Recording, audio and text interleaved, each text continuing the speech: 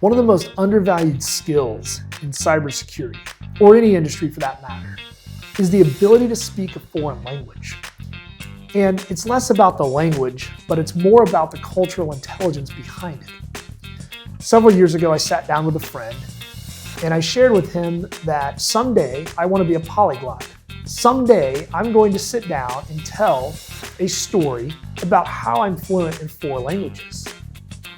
Now, what I did not expect is the journey itself and the positive impacts it would have on my career. More specifically, the more I've been studying foreign languages, the more I've learned how to speak with less words, even in my own native language, English. When I'm translating complex topics like cybersecurity to business leaders, I strip out the buzzwords. I don't use the extra acronyms. I don't use all the filler words anymore. I mean, I do sometimes, but not near to the level I used to. And it's made me a better communicator. One time I was sitting in a room, it was at a conference actually, and someone from the Middle East in a particular country was in that room, and he was trying to communicate with the room, and everyone else in the room was clearly from the US. He was trying to communicate the importance of a very specific topic of business resilience when it comes to technology. And I'll never forget, he kept talking about how important this thing was. Nobody in the room was listening. And that moment stood out to me. I've never forgotten it. I vividly remember that experience.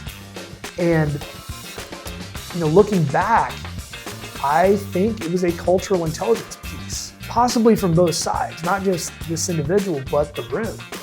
The room just didn't take him seriously. And that bothered me. It bothered me for a very long time.